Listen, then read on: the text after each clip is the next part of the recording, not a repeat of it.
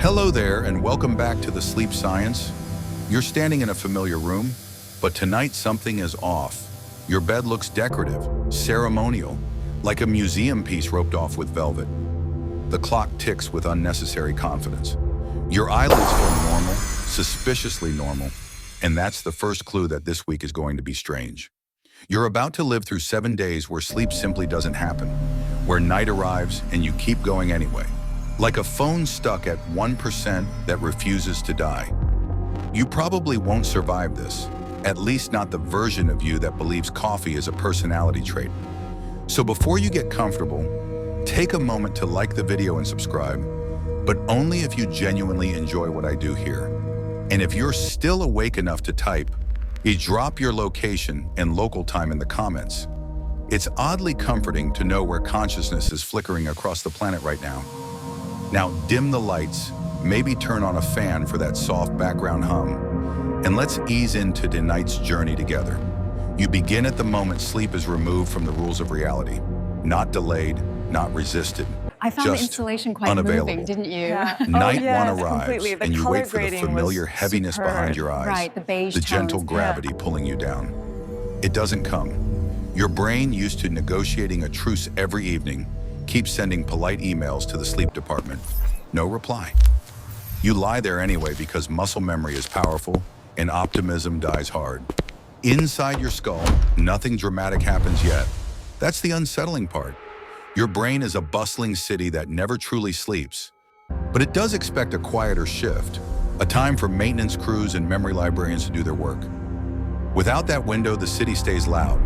Streetlights flicker, trash trucks circle endlessly. You feel fine, which is science's way of setting you up. By morning, you're still upright, still functional. This is where overconfidence blooms. You shower, you eat, you think, I've pulled all-nighters before. And you have. Most humans have, which is why the danger feels theoretical. Historically, this false confidence showed up in the 1960s when a teenager named Randy Gardner stayed awake for over 11 days as part of a documented experiment. That's a mainstream historical fact that still makes modern ethics committees break into a cold sweat. Randy survived, mostly intact, which convinced a generation that sleep deprivation is tough but manageable. Historians still argue whether the long-term effects were truly as mild as early reports suggested, or whether subtle damage simply went unnoticed. As you move through the first day, your body compensates. Stress hormones like cortisol step in, giving you a crisp, wired clarity. It's the biological equivalent of your boss suddenly standing behind you. You focus not because you're rested, but because you're being watched by evolution. Your reaction time is fine. Your mood is stable. You laugh at things that are actually funny, not yet at cereal boxes. Can you hear us? Joke number one sneaks Look in closer. here. You even think maybe sleep is optional, which is adorable, like thinking you can photosynthesize. Your senses feel slightly sharpened, but in a brittle way. Colors pop a little too much. Sounds feel closer. This isn't enhancement. It's the early stages of sensory gain being turned up because the usual filters are waiting for a sleep cycle that never arrives. Your brain is still burning glucose efficiently, still clearing some waste through backup systems. But the primary overnight rinse, powered by the glymphatic system, is postponed. Just postponed, you tell yourself. Like laundry. There's a quirky tidbit worth drifting past here. Some animals, like dolphins, can let half their brains sleep at a time. Unihemispheric slow-wave sleep, it's called. This is And not it called sounds like a hallucination. productivity It is labeled hack anomaly. until you remember Calm you are not a acceptance dolphin. follows. No Fatigue matter how explains smooth everything. you think you Sleep are under remains pressure. absent. Humans don't have that option. Your brain sleeps as a whole or not at all. And right now it's very much not at all. Emotionally, you notice a subtle shift. You're a little more reactive, a little less patient with minor inconveniences. The email that would normally roll off you sticks. The slow walker in front of you becomes a philosophical challenge. This is your prefrontal cortex, the part responsible for judgment and impulse control, But the meaning starting to tire before you feel just tired. scatters. It's like the manager leaving early while the interns run the company. Joke number two. This explains the internet. As night 2 approaches, your body expects relief. Circadian rhythms are deeply ingrained, tied to light, temperature, and habit.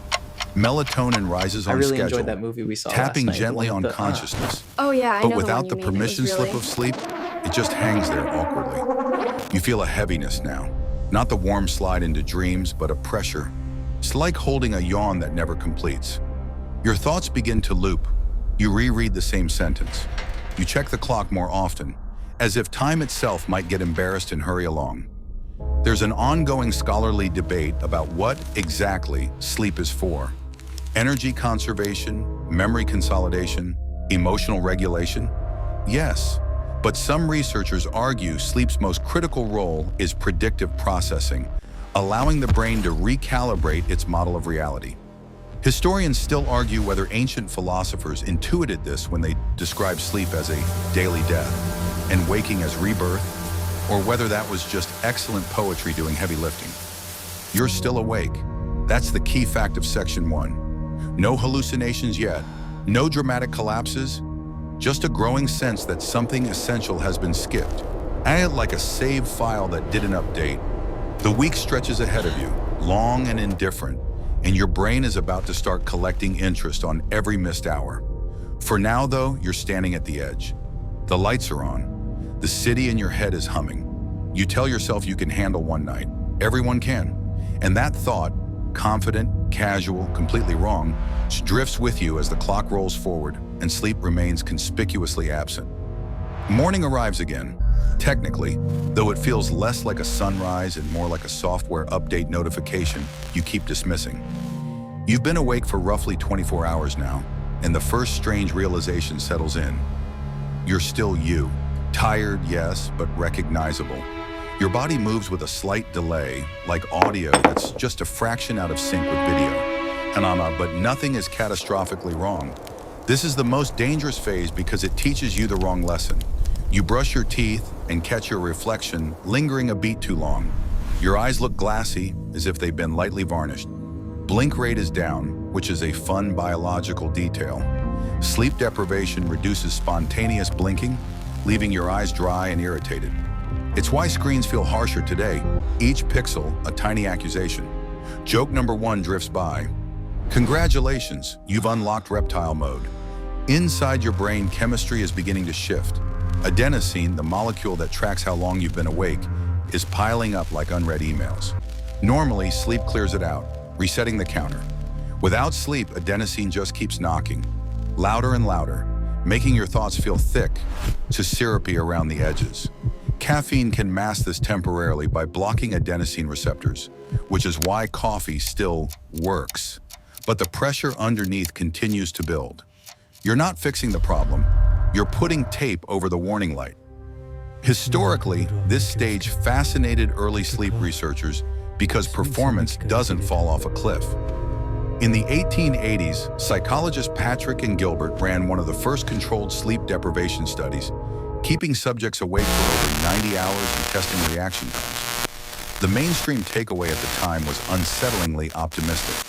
People deteriorated slowly, not dramatically. Historians still argue whether those early experiments underestimated cognitive damage due to crude testing methods, or whether the brain truly hides its failures better than we'd like to admit. You notice that tasks requiring focus take more effort, but you can still do them. You just don't want to. Motivation slips before ability does. This is dopamine getting involved, quietly adjusting the reward system downward. Things that normally feel mildly satisfying now feel neutral. Your brain is conserving energy by reducing enthusiasm. Evolutionarily, this makes sense. A tired animal shouldn't explore new caves. It should survive until rest is possible. Emotionally, you're flatter. Not sad, not happy, muted. A joke lands and you recognize it as funny without actually laughing. Another joke, objectively worse, makes you snort unexpectedly. Emotional regulation depends heavily on sleep, and without it, the amygdala, the brain's threat detector, becomes more reactive while the prefrontal cortex loses its calming influence. It's like having a smoke alarm wired directly to a bullhorn. Joke number 2. This explains comment sections at 3 a.m. Your sense of time starts to wobble, minutes stretch, hours Night compress. approaches again. This isn't The bed imagination. glows invitingly. Sleep deprivation Desire feels disrupts the painful. brain's internal clock, particularly in the basal ganglia and prefrontal regions that help estimate duration. You overestimate how long short tasks take and underestimate long ones. The day feels both endless and oddly slippery. You check the time, then check it again, surprised it hasn't moved more. Here's a quirky tidbit to drift past. During prolonged wakefulness, the brain can briefly enter localized sleep. Small clusters of neurons go offline for milliseconds at a time while the rest of the brain stays awake. You don't feel this happening, but performance suffers. Missed details, clumsy movements, half-formed thoughts. It's called local sleep, and it's the brain's rebellious attempt to grab rest wherever it can, like napping at your desk with your eyes open. Physically, your body is still holding the line. Core temperature dips slightly, metabolism adjusts, and your immune system begins to reroute resources. One night without sleep already reduces the activity of natural killer cells, those frontline immune defenders, which is why you feel subtly fragile, as if standing too close to a sneeze would be a personal betrayal. This isn't catastrophic yet, just inefficient, like running antivirus software in the background while downloading everything at once.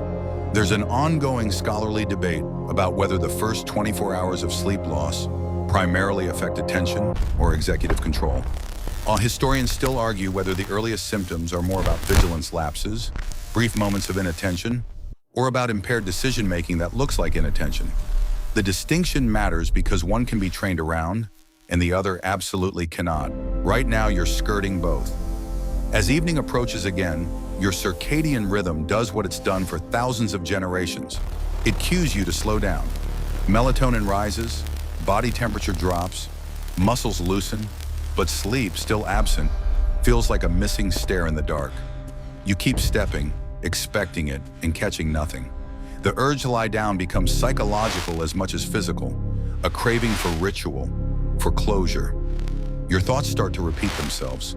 You replay conversations, re-argue points, rehearse imaginary scenarios, because this looping is a known effect of sleep deprivation, tied to reduced activity in the brain's default mode network. Normally, sleep helps prune these mental overgrowths. Without it, your mind becomes a room where the same song is stuck on repeat, slightly distorted each time. Joke number 3 slides in quietly. You consider reorganizing your entire life at 2 a.m., which is a classic symptom and should always be ignored. You're still functional. That's the headline. You can work, talk, move, decide, but it all costs more. Each action draws from a battery that is no longer recharging, only draining.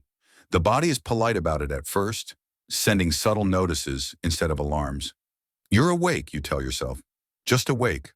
Tomorrow might be worse, but today is manageable. And that belief, steady, reasonable, unincreasingly false, carries you forward as the second night deepens. The world grows quieter, and your brain keeps waiting for a shutdown command that never arrives.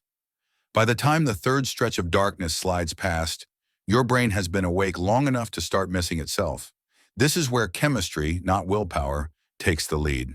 You're moving through the day with a strange combination of confidence and confusion, like you've rehearsed for a role but forgotten which play you're in.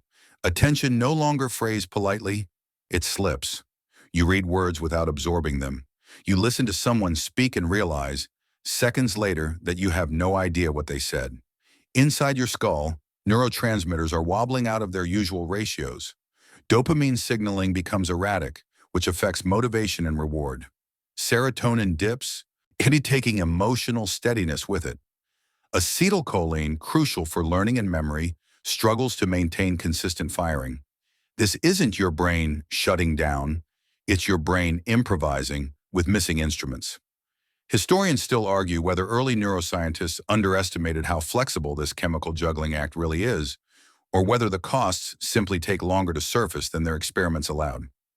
You start making small mistakes, harmless ones mostly, typing the wrong word, reaching for something and misjudging the distance. These are called lapses, and they're the hallmark of sleep deprivation at this stage. Reaction time studies show that after around 48 hours awake, Lapses increase dramatically even when average reaction speed looks acceptable. It's not that you're slow all the time, it's that, unpredictably, you're not there at all. There's a mainstream historical fact that gets quoted often here. In controlled lab settings, being awake for about 24 hours impairs cognitive performance roughly equivalent to a blood alcohol level of 0.10%. You passed that milestone yesterday. Now you're drifting further into impairment without the social cues that usually come with intoxication. No slurred speech, no warm buzz, just the quiet erosion of precision. Your senses begin to misbehave. Vision is the first to complain. Peripheral movement catches your attention, even when nothing is there. Light feels too bright, shadows too detailed. Your brain's visual cortex is less able to filter noise, so everything arrives with equal importance. The hum of electricity, the whir of a fan, with the distant bark of a dog, they all compete for center stage. Joke number one floats in. Your brain has lost its spam filter. A quirky fringe tidbit slips in here. Some sleep researchers have noted that prolonged wakefulness can briefly increase creative associations. With inhibitory control reduced, the brain makes looser connections between ideas. This is why, around day 2 or 3, people report flashes of insight, or at least believe they've had them. Whether these insights are genuinely novel or just feel profound because your internal critic is asleep is an open question. Historians still argue whether famous sleep-deprived breakthroughs were aided by exhaustion or merely survived it. Memory, however, is undeniably suffering. The hippocampus, essential for forming new memories, relies heavily on sleep to consolidate information. Without it, new experiences fail to stick. You might remember things from years ago with vivid clarity while forgetting what you ate an hour earlier. It's not amnesia, it's a failure to save, like writing a document and never hitting keep changes. Emotionally, the volume knob is turning up and down without warning. Minor frustrations spark disproportionate irritation. Then just as suddenly they vanish, replaced by an odd lightness. You laugh at something trivial, maybe a sign or a typo, and the laughter goes on a beat too long. Joke number 2 arrives uninvited. Everything is hilarious when you're running on fumes, especially things that absolutely are not. Your body is starting to feel the strain as well. Cortisol remains elevated, which keeps you alert but also begins to interfere with insulin regulation. Blood sugar fluctuates. What you feel hungry at strange times, craving quick carbohydrates. This is your brain begging for easily accessible fuel. Metabolically, sleep loss pushes the body toward a stress profile. Store energy, conserve where possible, prepare for threat. There's an ongoing scholarly debate about whether the brain prioritizes survival functions over higher cognition during extended wakefulness, or whether the deterioration is more uniform. Historians still argue whether lapses in attention are an adaptive sacrifice. Better to miss a detail than to fall unconscious in danger, or simply the unavoidable cost of neural fatigue. Either way, you're living the answer, moment by moment. As evening comes again, something new happens. You feel tired, deeply tired, but also strangely wired. Exhaustion and alertness coexist, an uncomfortable duet. This paradox comes from the collision of circadian sleep drive and stress hormones. Your body wants rest. Your chemistry insists on vigilance. You pace, you fidget, you lie down and stand back up, like sleep might reappear if you check often enough. Your internal monologue grows louder. Thoughts race, not because they're insightful, but because they can't settle. This is where anxiety can creep in, even if you're not an anxious person. The brain, deprived of its nightly reset, struggles to downregulate threat responses. Everything feels slightly urgent, slightly unfinished. Joke number 3 drifts through the fog. You briefly consider Googling whether humans can hibernate. Spoiler, they can't. By now, the idea of a full week without sleep no longer feels abstract. It feels heavy. You're only partway in, and the costs are becoming undeniable. Focus is fragile. Memory is leaky. Emotions are unreliable narrators. And still, you remain awake, moving through a world that hasn't slowed down to match your fading precision. The third day ends not with collapse but with accumulation. A layering of deficits, each subtle on its own, together forming a tilt in reality. You're still standing, still thinking. But the ground beneath cognition is no longer level, and the slope is only going to get steeper from here. Somewhere past the midpoint of the third night and into the fourth day, your senses stop being reliable narrators and start freelancing. This isn't full hallucination yet. Nothing cinematic, no dancing walls, but the world takes on a thin, unreal sheen, like a video game that hasn't fully rendered. You notice it first in your vision. Edges shimmer. Patterns seem a little too intentional. You stare at a textured wall and swear it's breathing, just slightly like it's keeping time with you. This is where sensory processing turns treacherous. Your brain normally filters incoming information ruthlessly, discarding most of it so you can focus on what matters. Without sleep, that filter weakens. The thalamus, a central relay station for sensory signals, becomes less selective. Everything gets through. The buzz of lights, the scrape of a chair, the flicker of movement at the edge of your vision, all arrive with the same priority tag. Joke number one floats by. Your brain has switched from curated playlist to entire internet at once. Historically, this phase shows up clearly in military studies. One mainstream fact often cited comes from mid-20th century sleep deprivation research conducted on soldiers during training exercises. After 72 hours without sleep, many reported visual distortions, objects appearing larger or smaller than they were, depth perception going soft around the edges. These weren't considered hallucinations at the time, just perceptual anomalies, which is science speak for your senses are lying politely. Your hearing joins the rebellion. Sounds stretch and compress. A door closing echoes longer than it should. Silence feels loud. You catch yourself turning your head, convinced someone said your name. They didn't. This phenomenon, called auditory pareidolia, happens when the brain tries too hard to find patterns in noise. It's the same mechanism that lets you hear words in a song played backward. Yeah, except now it's running without supervision. There's a quirky tidbit researchers love. During extended wakefulness, the visual cortex can start firing spontaneously, producing simple geometric patterns, dots, lines, waves, especially in low light. It's similar to what people report during sensory deprivation or meditation. The difference is that here, it's not enlightenment, it's maintenance failure. Historians still argue whether ancient mystics who described visions after fasting and vigil were tapping into altered states intentionally or just extremely profoundly tired. Emotionally, you're off balance. Your reactions lag behind events, then overcorrect. Someone startles you, and your heart races far longer than the situation deserves. Another moment that should feel important barely registers. With the emotional salience, the brain's ability to rank what matters has gone fuzzy. Joke number two slips in. Everything is either a crisis or completely irrelevant, with no middle setting. Your reflection looks unfamiliar now. Not monstrous, just wrong in subtle ways. Facial recognition depends on precise neural timing, and sleep deprivation disrupts it. This is why some people report feeling detached from themselves, a mild depersonalization.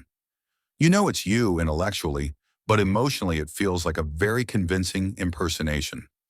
There's an ongoing scholarly debate about whether these perceptual changes are best understood as early-stage hallucinations or as exaggerated sensory noise. Historians still argue whether the line between illusion and hallucination is even meaningful under sleep deprivation, or whether it's a spectrum that blurs long before it breaks. From the inside, the distinction doesn't matter much. What matters is that you're no longer confident in what you perceive. Physically, coordination is slipping. You bump into door frames. You misjudge steps. The cerebellum, responsible for fine motor control and timing, relies on sleep to recalibrate. Without that calibration, movement becomes slightly delayed, slightly sloppy. Nothing dramatic yet, but enough to make you cautious or reckless. It varies by minute. As the fourth evening arrives, your brain tries something desperate. Micro sleeps begin flirting with the edges of consciousness, tiny blackouts lasting a fraction of a second. You don't feel yourself fall asleep, you feel time skip. A sentence jumps, a sound cuts out. It's like reality buffering. These moments are incredibly dangerous, especially if you're doing anything that requires continuous attention. And yes, you are. Joke number 3 drifts through the fog.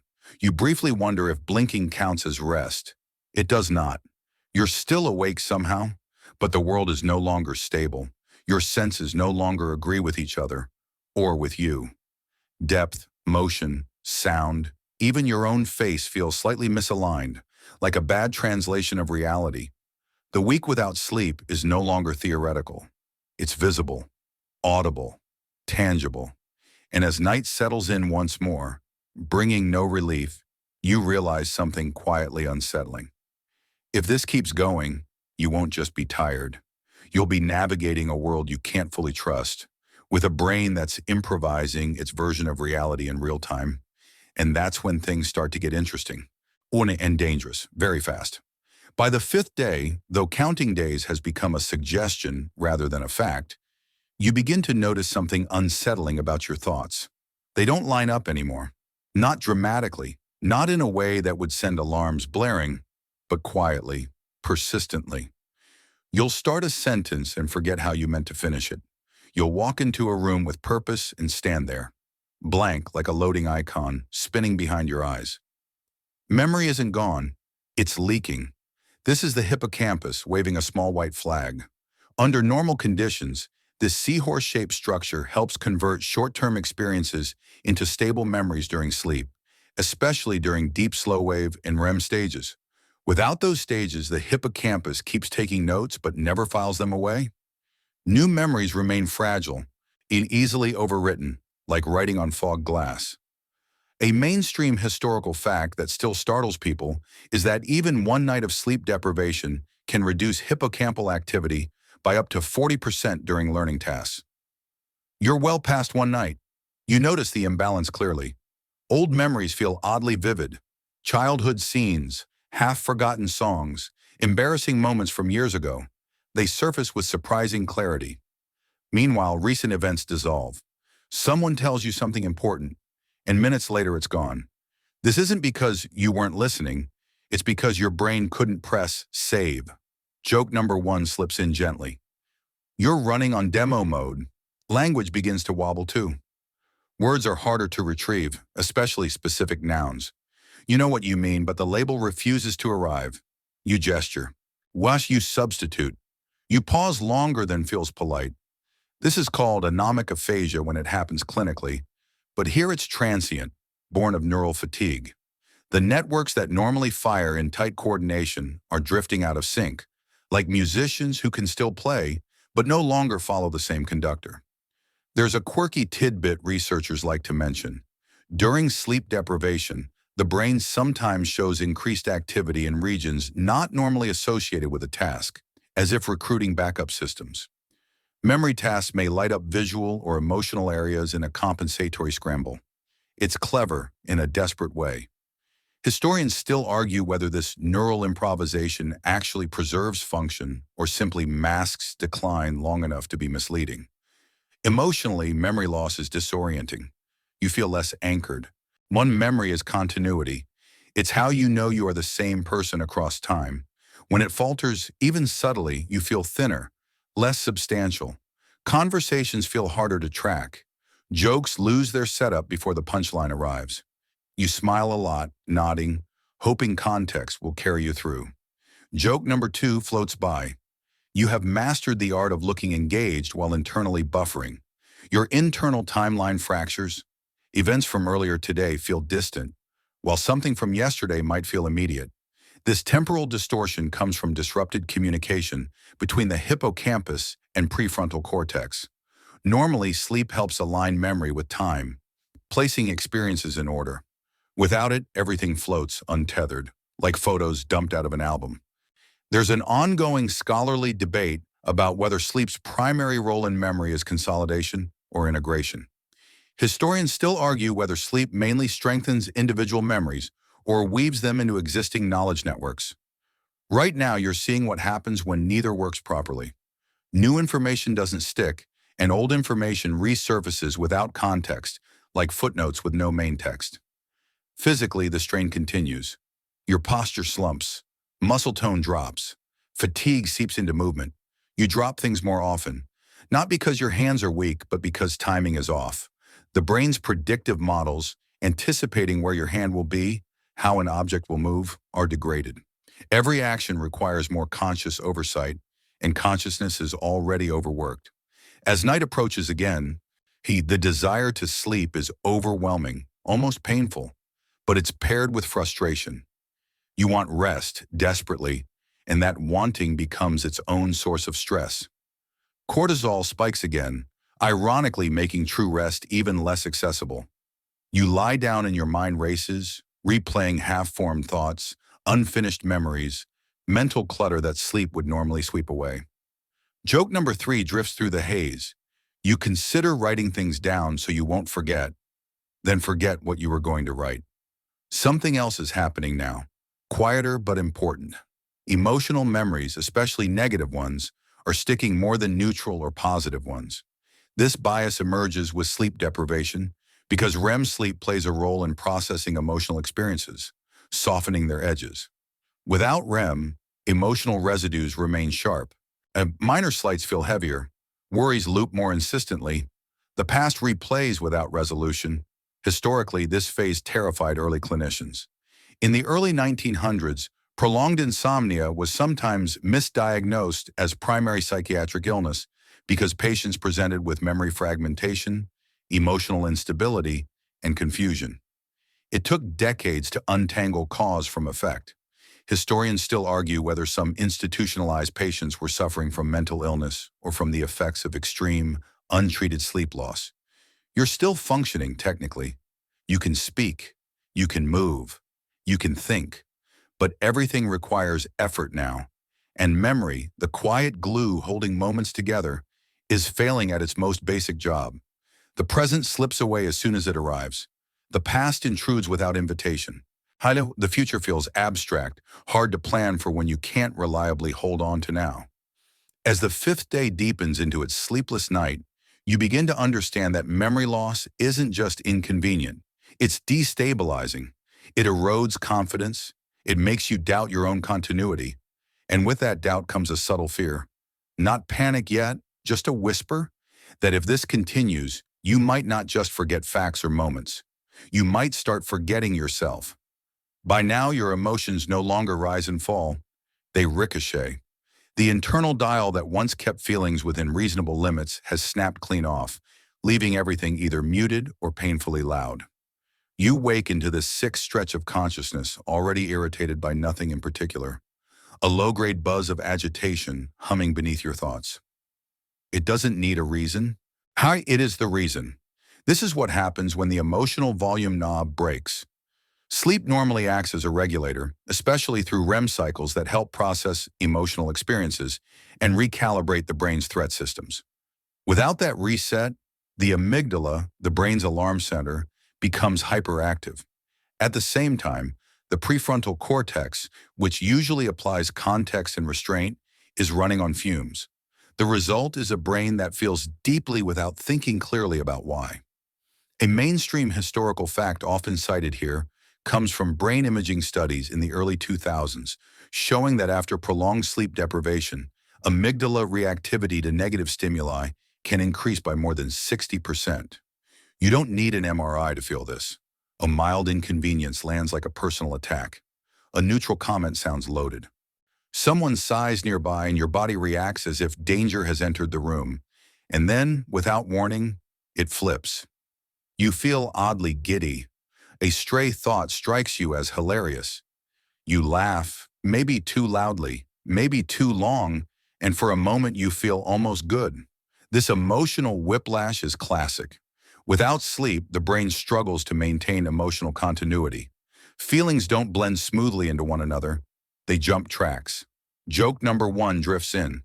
You are now emotionally sponsored by chaos. There's a quirky tidbit researchers have noted in extreme sleep loss. People sometimes report increased emotional honesty. Not wisdom, honesty. Social filters weaken. You say what you think before considering consequences. This can feel refreshing at first, like radical authenticity. And until you realize restraint isn't dishonesty, it's infrastructure. Historians still argue whether famous, brutally honest episodes in Leaders Under Stress were moments of clarity or simply the byproduct of exhaustion eroding social breaks. Your empathy is suffering too, not because you become cruel, but because perspective taking is cognitively expensive. Understanding someone else's emotional state requires working memory, attention, and inhibitory control, all of which are compromised. You might intellectually know someone is upset, but you don't feel it the same way. Emotional resonance dulls. Connection thins. At the same time, your own emotions feel intensely personal, intensely important. This imbalance, strong self-focused emotion paired with reduced empathy, is a known effect of sleep deprivation. It's why conflicts escalate so easily when people are tired. Everyone's feelings are louder than they're listening. There's an ongoing scholarly debate about whether sleep loss primarily amplifies negative emotion or simply destabilizes emotional regulation across the board. Historians still argue whether anger and anxiety rise because of heightened threat perception or because positive emotions fail to stabilize mood. From the inside, it feels like both. You're not just more aware of negative feelings, you're less buffered against them. Physiologically, your stress systems are exhausted but still firing. Cortisol rhythms flatten. Instead of rising in the morning and falling at night, stress hormones smear themselves across the day. This contributes to that constant edge you feel, like you're always 5 minutes from something going wrong. Your heart rate variability drops, a sign that your nervous system is stuck in fight or flight with no off-ramp. Joke number 2 appears, unhelpful but accurate. Everything feels urgent, including things that absolutely are not. You notice changes in how you interpret faces. Neutral expressions look annoyed. Ambiguous tones sound critical. This negativity bias is well documented in sleep research. When the brain is tired, it errs on the side of threat detection. From an evolutionary standpoint, this makes sense. From a social standpoint, it's a disaster. Your patience is gone. Waiting feels unbearable. Interruptions spark anger out of proportion to their cause. And then, just as suddenly, the anger evaporates, leaving embarrassment or confusion in its wake. You may apologize more, or not at all, unsure which reaction fits anymore. There's a fringe but fascinating observation from older insomnia case studies. Some patients reported feeling emotionally raw, as if protective layers had been peeled away. Modern researchers interpret this as reduced top-down control from the cortex. Emotions are still generated normally, but they arrive without moderation, like weather with no forecast. Memory and emotion tangle together now. Negative memories replay more easily, looping without resolution. Without REM sleep to help decouple emotion from memory, experiences retain their original intensity. A small argument from days ago resurfaces with fresh heat. You feel it again, not as a recollection, but as a re-experience. Joke number 3 drifts through the static. You consider texting someone from years ago to clear the air. Do not do this. Socially, things are unraveling. Once you misread cues, you overshare or withdraw. Conversations feel exhausting, not because you dislike people, but because regulating yourself around them takes effort you no longer have. Solitude feels safer, quieter, but also lonelier. This push-pull is another hallmark of emotional dysregulation under sleep loss. Historically, prolonged sleep deprivation has been used unethically as a form of psychological pressure. Interrogation manuals from the mid-20th century noted that emotional instability often preceded cognitive collapse. That's a grim mainstream fact, and one that underscores how deeply sleep supports emotional resilience. Historians still argue whether emotional breakdown was the primary mechanism of harm, or simply the most visible one. As the 6th night drags on, your feelings no longer guide you reliably. They surge, vanish, contradict each other. You don't trust them, but you can't escape them either. They color perception, memory, judgment, everything. You're still awake, still conscious, but emotionally you're exposed, reactive, and tired in a way that sleep alone was designed to fix. Without it, you're learning a hard truth in real time. Emotions aren't just feelings. They're regulated processes. And without rest, regulation is the first thing to go. The week keeps moving forward, indifferent to your inner turbulence. And you carry on with a heart that feels too loud and a mind that no longer knows how to turn the volume down. By the seventh stretch of wakefulness, though numbers have become symbolic more than accurate, you start feeling the consequences not just in your thoughts or emotions, but in your body, unmistakably and everywhere. This is the phase where the body keeps score. You don't need charts or blood tests to know something is off. You feel it in your joints when you stand, in your muscles when you move, in your chest when you breathe a little too deeply. Sleep was never just for the brain. It's the time when the body recalibrates hormones, repairs tissue, and coordinates systems that don't get much attention when you're busy being conscious. Without it, those systems fall out of sync. Growth hormone secretion, which normally peaks during deep sleep to aid tissue repair, has been postponed day after day. Micro damage from ordinary movement, walking, lifting, typing, accumulates. You feel sore without having done anything strenuous. Joke number one floats in. Congratulations, you've aged 12 years since Tuesday. Hormones are misfiring now. Cortisol, when already stretched thin, stays elevated, keeping your body in a prolonged stress state. Meanwhile, leptin and ghrelin, the hormones that regulate hunger and satiety, have gone rogue. Leptin drops, ghrelin spikes, and suddenly you're hungry all the time, especially for sugar and fat. This isn't lack of discipline, it's biology shouting through a megaphone. There's a mainstream historical fact often cited here. Studies show that even partial sleep deprivation can increase appetite by up to 25%. You've gone far beyond partial. Your immune system is faltering. Normally, sleep supports immune surveillance, allowing white blood cells to patrol efficiently and inflammatory responses to stay proportionate. Without sleep, immune signaling becomes sloppy. Pro-inflammatory markers like interleukin-6 and C-reactive protein rise. When you don't feel sick exactly, but you feel vulnerable, as if your body's defenses are running outdated software. A mild scratch takes longer to heal. A sore throat threatens to bloom into something more. There's a quirky tidbit buried in immunology research. During extended wakefulness, some immune cells show reduced mobility, literally moving more slowly through the bloodstream. It's as if they're tired too. Historians still argue whether early physicians who prescribed sleep as a cure all intuited this connection, or whether they simply noticed that people who slept tended to recover, while those who didn't. Inflammation creeps into places you don't usually notice. Your gums feel tender, your skin looks dull, old injuries whisper complaints. This low-grade, systemic inflammation is one reason chronic sleep deprivation is linked to long-term health risks like cardiovascular disease and diabetes. Right now, you're experiencing the acute version, temporary but uncomfortable and insistent. Your heart is working harder. Blood pressure rises subtly as sympathetic nervous system activity stays elevated. Heart rate variability drops, a sign that your cardiovascular system is stuck in high alert. You might notice palpitations, a flutter, or just an uncomfortable awareness of your own heartbeat. Not pain, just presence. Joke number two drifts by. Your heart would like to speak to management. Temperature regulation is off as well. You feel alternately too warm and too cold.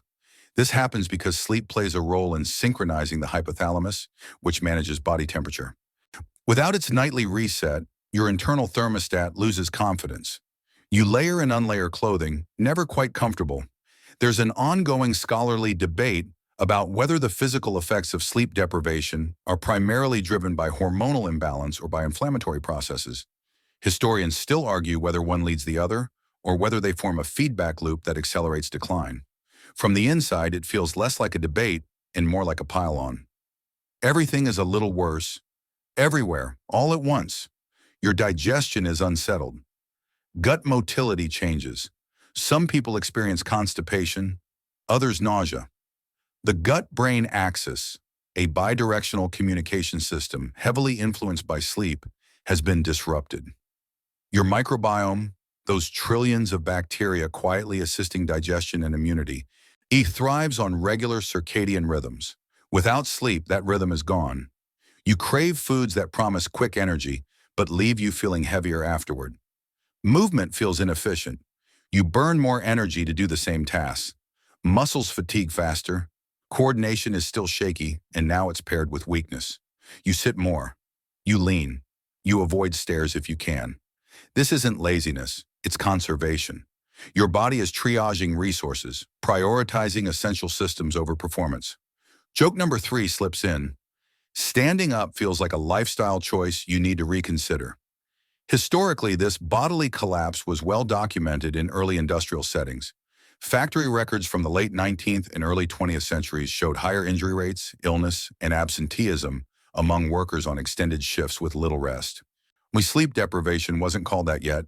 It was just hard work. Historians still argue whether productivity gains from long hours outweighed the hidden biological costs. Your aching joints vote no. Pain perception increases now. Sleep deprivation reduces the brain's natural pain inhibition, meaning sensations that would normally register as mild discomfort are amplified. Your back aches, your neck protests, even pressure from clothing feels annoying. It's not that new injuries are appearing, it's that your pain filters are offline. Breathing feels shallow at times. Anxiety contributes, but so does muscle fatigue. The diaphragm and intercostal muscles, like all muscles, benefit from rest. Without it, breathing becomes something you notice, which is never comforting. You take deeper breaths deliberately, hoping to reset something that refuses to reset. As another night passes without sleep, your body doesn't beg anymore. It complains, loudly, through soreness, hunger, chills, palpitations, inflammation. These signals aren't meant to be ignored. They're escalation notices. The body has done its best to compensate, to borrow, to improvise. Now it's running deficits. You're still alive, still upright, still moving. But the cost ledger is full of red ink. Sleep was the nightly audit that kept everything balanced. Without it, errors accumulate across systems that were never meant to run continuously. And as you carry this tired, inflamed, hormonally confused body forward into the next phase of the week, you begin to understand something fundamental. Exhaustion isn't just in your head. It's written into your tissues, your blood, your heartbeat. And the body remembers every missed night, and it will collect. By now, reality has developed hairline cracks, and through those cracks, hallucinations begin to knock. Politely at first. You're not seeing things in the dramatic sense. Not yet. Instead, you notice presences, a sense that something is just out of view, a flicker in the corner of your eye that vanishes the moment you look straight at it. Your brain, exhausted and overworked, has started filling in gaps without consulting you. Hallucinations from sleep deprivation usually begin subtly, and that subtlety is what makes them unsettling. The visual system, deprived of proper rest, starts misfiring. Neurons in the visual cortex become hyperexcitable, producing false positives. Shadows gain intention, patterns suggest faces. A coat on a chair feels like it's watching you. Joke number 1 drifts in. Your brain has upgraded paranoia to a premium feature. There's a mainstream historical fact that often surprises people here. In laboratory studies of total sleep deprivation lasting 4 to 5 days, nearly all participants reported hallucinations, visual, auditory, or tactile. These weren't limited to individuals with psychiatric conditions. They appeared in otherwise healthy adults. Sleep loss alone was enough. Historians still argue whether early clinicians dismissed these reports because they didn't fit existing models of mental illness, or because acknowledging them raised uncomfortable ethical questions about human limits. Auditory hallucinations creep in next. You hear murmurs and white noise. Running water sounds like distant voices. A fan whispers half words you can't quite catch. This happens because the auditory cortex, like the visual one, is trying too hard to detect meaning. Pattern recognition, normally your strength, has become a liability. Your brain would rather invent a sound than accept ambiguity. There's a quirky tidbit buried in older case reports. Some people experiencing sleep deprivation hallucinations describe them as oddly courteous. The hallucinations don't shout, they suggest. A shadow stands nearby without moving. A sound repeats without escalating. It's as if the brain is testing the waters, checking how much unreality you'll tolerate before pushing further. Emotionally, these experiences are destabilizing. Even when you know something isn't real, Your body reacts as if it might be. Heart rate jumps, muscles tense. The amygdala doesn't wait for confirmation. It responds to possibility. Once you start scanning your environment more, looking longer, listening harder, hypervigilance sets in, which only fuels the cycle. There's an ongoing scholarly debate about whether sleep deprivation hallucinations are more similar to those seen in psychosis or those induced by sensory deprivation. Historians still argue whether the underlying mechanism is dopamine dysregulation, cortical disinhibition, or a collapse of predictive processing. From the inside, it feels less like illness and more like exhaustion crossing a line it was never meant to cross. Tactile hallucinations may follow. You feel something brush your skin when nothing is there. An itch crawls across your arm and vanishes when you scratch. This sensation, sometimes called formication, has been reported in extreme wakefulness and stimulant overuse. It's your somatosensory cortex misreporting input, like a faulty sensor triggering a false alarm. Joke number 2 appears, dry and unhelpful. You are now haunted by nothing. Your sense of self begins to wobble again.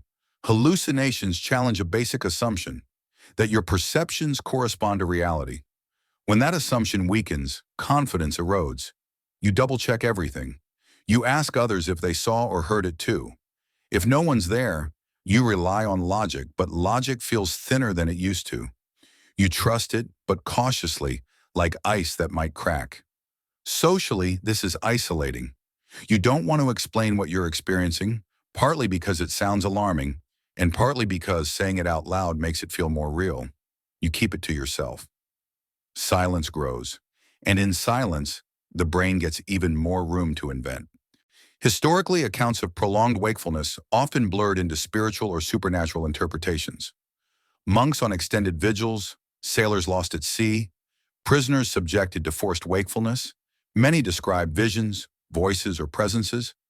Historians still argue whether these experiences shaped religious imagery or whether cultural expectations shaped the hallucinations themselves.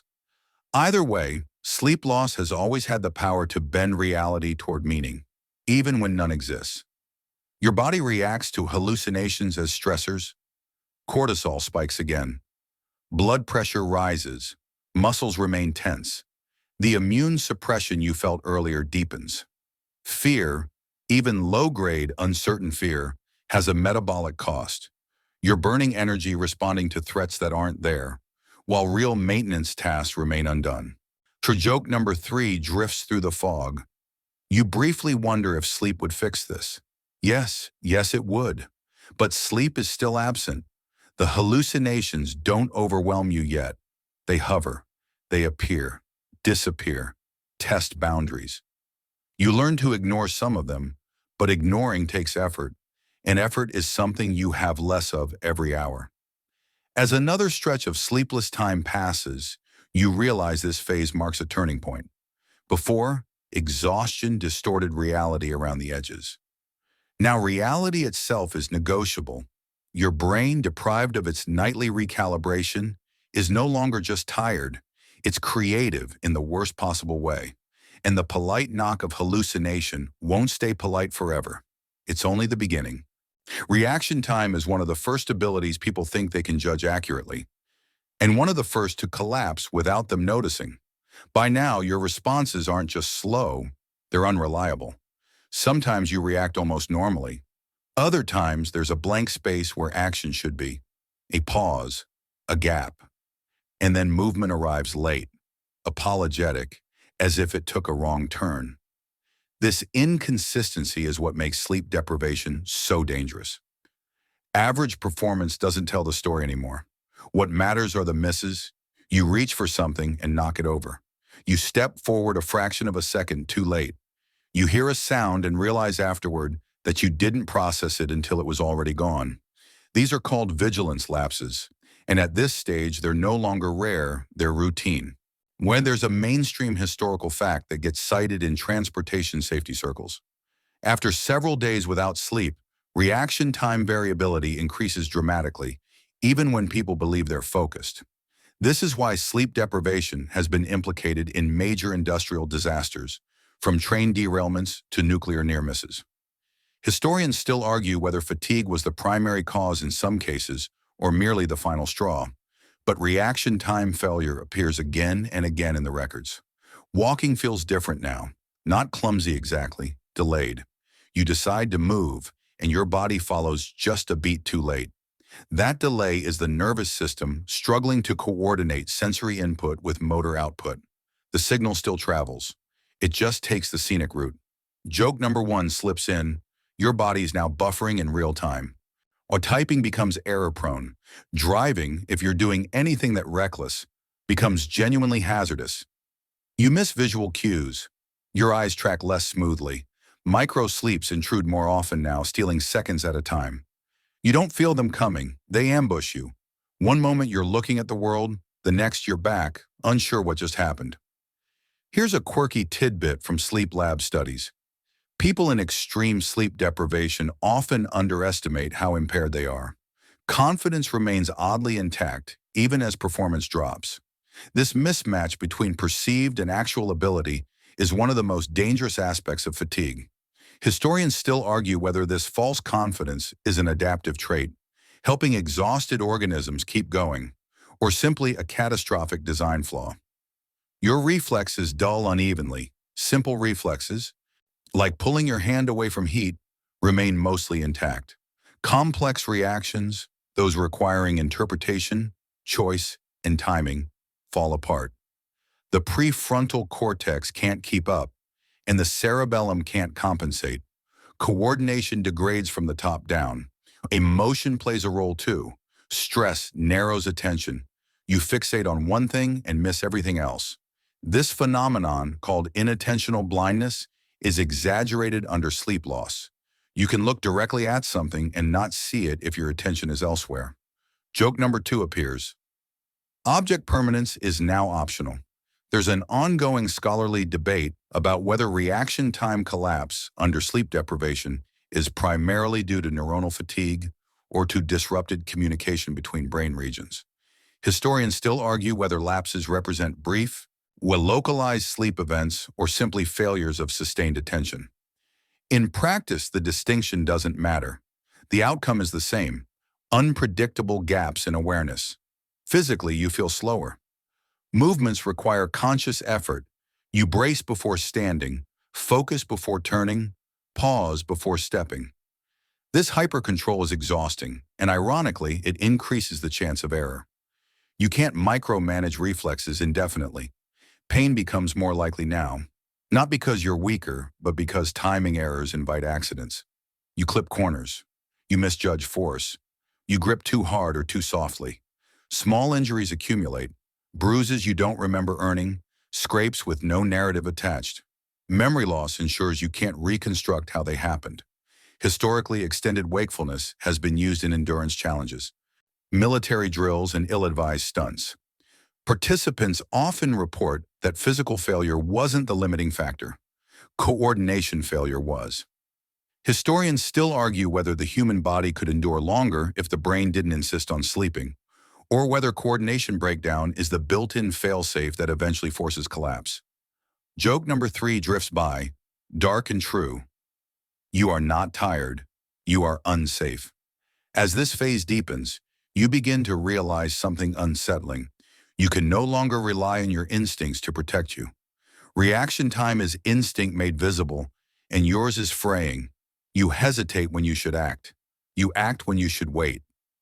The world hasn't changed, but your timing within it has. You're still awake, still moving, still participating in reality, but the margin for error has vanished. Everything requires more caution, more attention, more effort, and effort is the one resource you can no longer replenish. The week without sleep is no longer just uncomfortable or strange. It's hazardous. And your nervous system, once a marvel of speed and precision, is now a bottleneck, slowing you down, betraying you at random, and quietly reminding you that consciousness was never meant to run without pause. By now, hunger has stopped behaving like hunger. It's no longer a gentle reminder or a rumble in the background. It's a directive, loud and oddly specific. You crave things with urgency, not nuance. Sugar, fat, salt, anything dense, anything fast. This is your metabolism going rogue, untethered from the rhythms that once kept it sensible. Sleep plays a critical role in metabolic regulation, acting as the quiet coordinator between appetite, energy use, and storage. Without it, that coordination collapses.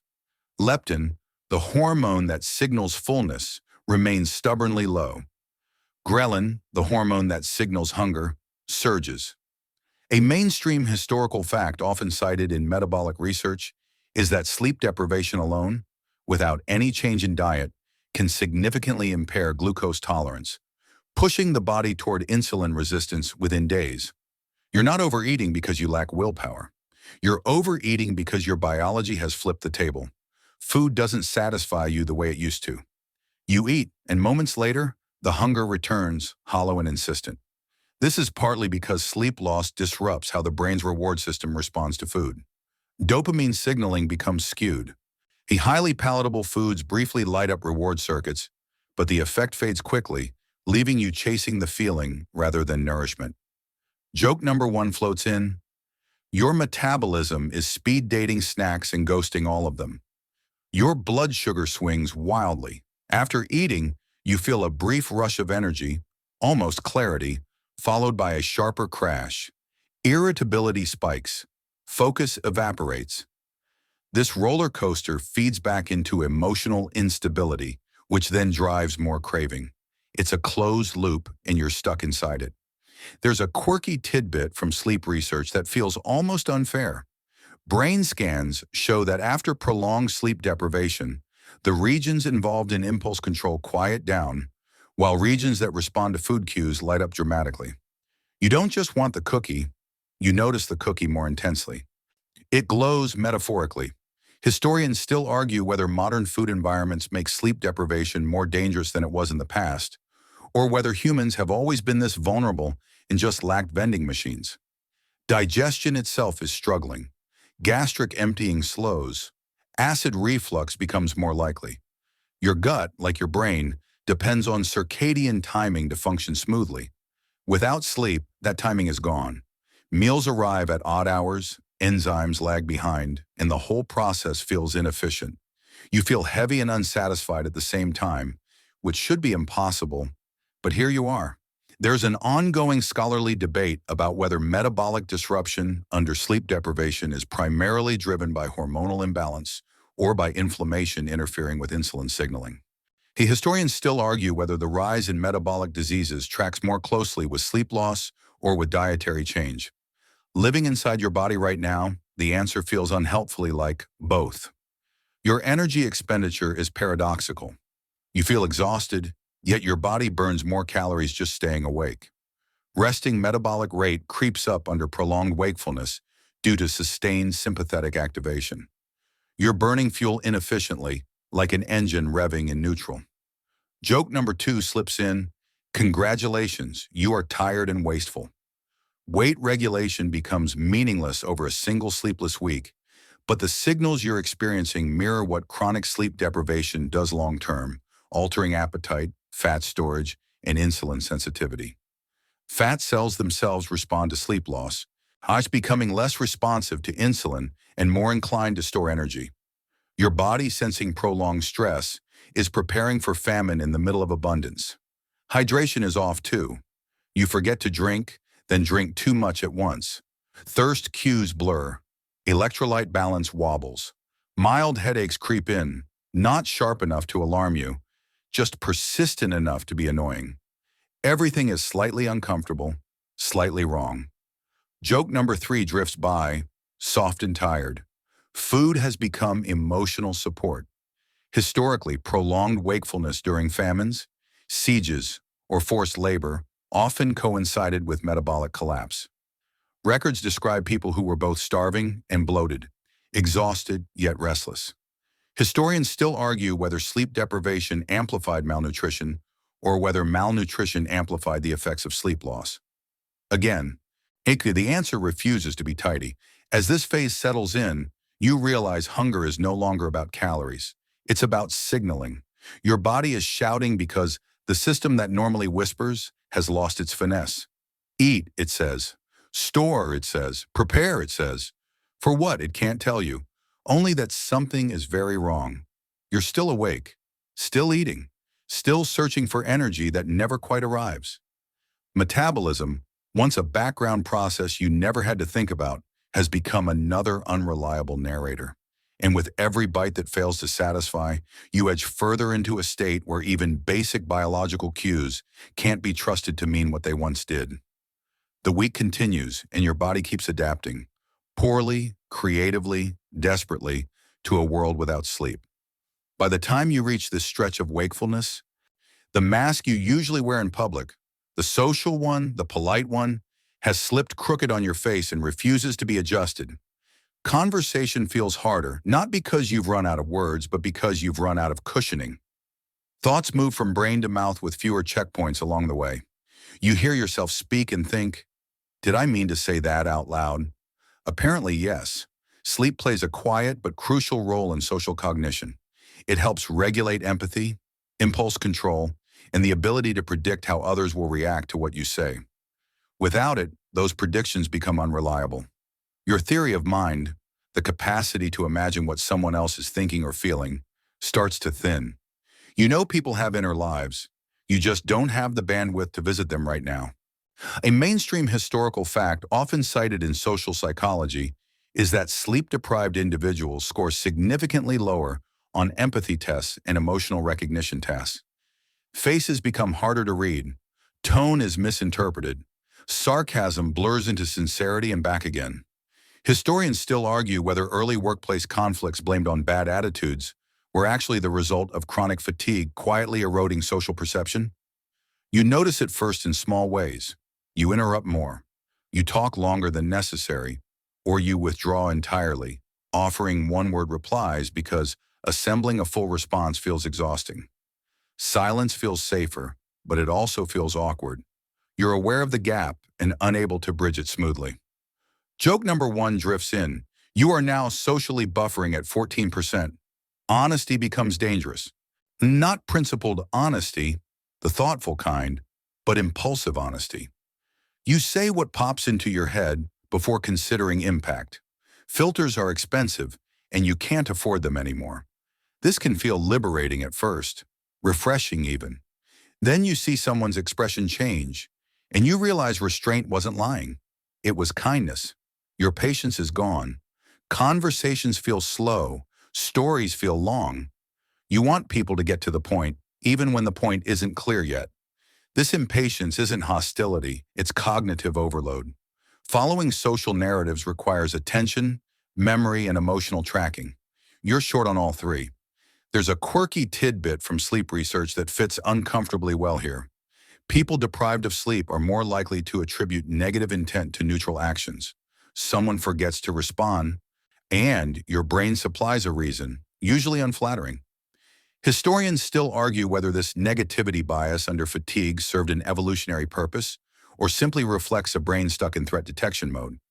Emotionally, social interaction drains you faster than physical activity. You feel exposed, brittle. Laughter sounds too loud. Eye contact feels intense. You become hyper-aware of your own behavior, then immediately forget what you just did. Self-monitoring spikes while self-correction lags behind. It's an unpleasant combination. Joke number two floats by, soft and sad. You are simultaneously oversharing and underconnecting. There's an ongoing scholarly debate about whether sleep deprivation primarily reduces empathy or primarily increases self-focus. Historians still argue whether people become less compassionate because they can't feel others' emotions or because their own internal noise drowns everything else out. From the inside, it feels like both. Your world has shrunk to the radius of your own exhaustion. Social norms blur. You miss cues about when to speak, when to stop, when to soften a point. Humor misfires. You laugh at the wrong moment or not at all. Later you replay the interaction, wincing, wishing you could edit it. Memory loss ensures you can't reconstruct it accurately anyway, so the discomfort lingers without resolution. Historically, isolation often followed extreme fatigue. Diaries from polar expeditions, shipwrecks, and sieges describe people withdrawing socially long before physical collapse. Historians still argue whether social withdrawal was protective, reducing conflict when patients ran thin, or simply another symptom of cognitive overload. Either way, it appears reliably, and now it's appearing in you. Your sense of belonging wobbles. You feel slightly out of sync with everyone else, like you're speaking a dialect no one else learned. This disconnect feeds emotional instability, which then feeds further withdrawal. It's a feedback loop, and you can feel it tightening. Joke number 3 drifts through the haze. You consider becoming a hermit, briefly, very briefly.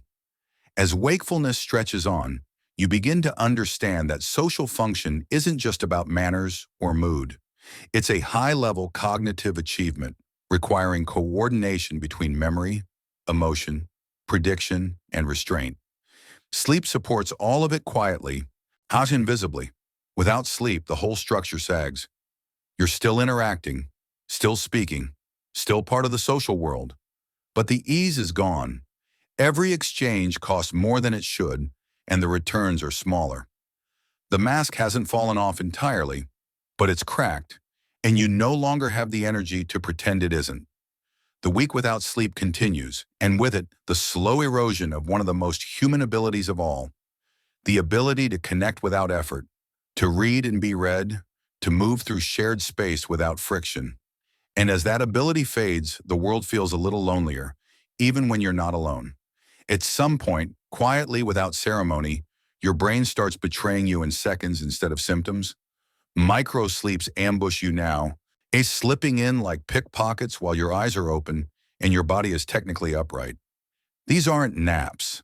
They're momentary shutdowns, fragments of sleep intruding into wakefulness, lasting anywhere from a blink to 10 full seconds. You don't feel them begin. You only notice them after, when the world jumps forward and something important has been skipped. This is the nervous system pulling an emergency lever. When sustained wakefulness becomes biologically untenable, the brain forces rest in pieces. Neurons in key regions, especially those involved in attention, drop offline briefly, even as others stay active. It's not coordinated, it's not helpful, but it's all that's left. A mainstream historical fact often cited here comes from EEG studies showing that after several days without sleep, microsleeps can occur dozens of times per hour, even in motivated, monitored subjects. Participants insisted they were awake. The data disagreed. Historians still argue whether microsleep should be considered a failure of consciousness or a last-ditch survival feature baked into human biology. You experience them as discontinuity. A sentence cuts off mid-word. A sound stutters. Your hand pauses in motion and resumes somewhere else. You might find yourself staring at nothing, eyes unfocused, unaware you've stopped processing input. Then you're back, confused, heart racing slightly, unsure how long you were gone. Joke number 1 drifts by, thin and tired. Congratulations, you are now time-traveling exclusively forward. Microsleeps are especially dangerous because they don't announce themselves. There's no warning yawn, no slow fade. 1 second you're present, the next you're not. If you're sitting still, the consequences are mild. Confusion, embarrassment. If you're moving, the stakes escalate rapidly. This is why fatigue-related accidents spike dramatically in transportation and industry settings. You don't fall asleep at the wheel. The wheel keeps turning while you disappear. There's a quirky tidbit from neuroscience labs. During microsleeps, brain activity briefly resembles early-stage non-REM sleep, complete with slow-wave patterns, but only in localized regions. Other areas remain awake, creating a patchwork of consciousness. You are quite literally partially asleep while awake. Historians still argue whether this state blurs the definition of sleep itself, or whether it proves that wakefulness is less unified than we assume. Emotionally, the microsleeps are unsettling. They undermine trust in your own continuity. You begin to fear the gaps, scanning for signs you're about to vanish again. This anxiety increases arousal, which ironically makes subsequent microsleeps more abrupt. The brain is oscillating between forced rest and forced vigilance, never settling into either. Your memory takes another hit here. Anything that happens during or around a microsleep often fails to register at all. You miss instructions. You lose the thread of conversations. You reread the same paragraph multiple times, each time feeling like it's new. Joke number 2 floats in. You are now living life in preview mode. There's an ongoing scholarly debate about whether microsleeps represent the brain's attempt to protect itself from irreversible damage, and or whether they're simply an unavoidable consequence of neural fatigue. Historians still argue whether individuals who pushed through extreme wakefulness did so because they had fewer microsleeps or because they ignored the ones they had. From the inside, it doesn't feel optional. It feels imposed. Physically, your posture collapses during these moments. Head nods, muscles slacken, then tension snaps back, sometimes violently. You jerk awake, heart pounding, adrenaline flooding in. This constant start-stop cycle is exhausting in itself, adding another layer of strain to an already depleted system. Joke number 3 drifts through the static. Blinking has become a trust exercise. Socially, microsleeps are humiliating. You miss cues. You fail to respond. People repeat themselves, puzzled. You apologize automatically. Mom are not entirely sure what you're apologizing for. Explaining feels harder than enduring the awkwardness, so you let it pass. Historically, microsleeps were poorly understood and often misinterpreted as inattention or defiance. In early military and factory settings, people were punished for spacing out, not realizing their brains were forcibly offline. Historians still argue how many errors, injuries, and injustices stemmed from this misunderstanding of human limits. As this phase deepens, wakefulness becomes fragmented. You're no longer continuously conscious. You're stitched together from moments. Awareness flickers. Time loses coherence. The sense of being there, of inhabiting each second fully, slips away. You're still awake technically. Your eyes are open. Your body moves. But consciousness has become porous, full of holes you keep falling through. Sleep, denied for so long, is no longer asking permission. It's taking what it needs, seconds at a time. And as those seconds vanish, again and again, you begin to understand that the brain will always find a way to rest, even if it has to steal moments from your waking life to do it. By the middle of this sleepless week, something fundamental shifts. It's no longer just your abilities that are impaired. It's your sense of what real even means. Reality starts to feel optional, like a suggestion rather than a rule. You move through the world with the uneasy awareness that your perceptions, thoughts, and emotions no longer agree on the story they're telling. This is the phase where sleep deprivation begins to resemble psychosis, not metaphorically, but neurologically. Thought patterns loosen, yet associations become strange. Ideas connect that shouldn't, while obvious links fall apart. You might catch yourself believing something briefly, an odd suspicion, a sudden certainty, then realizing moments later that it makes no sense at all. That flicker of insight, that wait, what was that, is important. It means you're still testing reality. Barely. A mainstream historical fact often cited here comes from comparisons between severe sleep deprivation and acute psychotic episodes. Brain imaging studies show overlapping disruptions in dopamine, signaling, and prefrontal regulation. In both states, the brain struggles to filter meaning from noise. Historians still argue whether sleep deprivation unmasks latent psychosis-like processes in everyone, or whether it creates a distinct temporary state that merely resembles mental illness. Not from the inside, the distinction is academic. It feels real enough. Your thoughts lose linearity. One idea slides into another without explanation. You start a task and forget why. You make plans that dissolve before they're finished.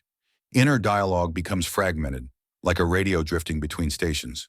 Joke number 1 drifts by, warped but accurate. Your brain has entered experimental theater mode. Delusions don't usually arrive fully formed. They begin as interpretations. That look meant something. That sound was intentional. That coincidence feels loaded. You don't commit to these thoughts, but they hover, unresolved. Your exhausted brain is searching for coherence, and when it can't find it, it invents it. Emotionally, you feel detached and overwhelmed at the same time.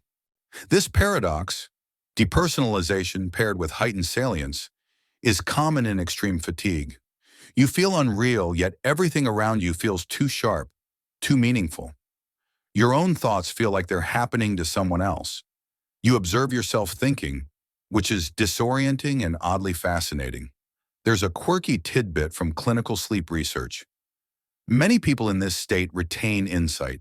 They know something is wrong even as they can't fix it. This separates sleep deprivation psychosis from many psychiatric disorders. Insight flickers like a dying light bulb, unreliable but still on. Historians still argue whether this preserved insight is what makes recovery from sleep loss so rapid once sleep finally occurs. Joke number 2 drifts through the haze.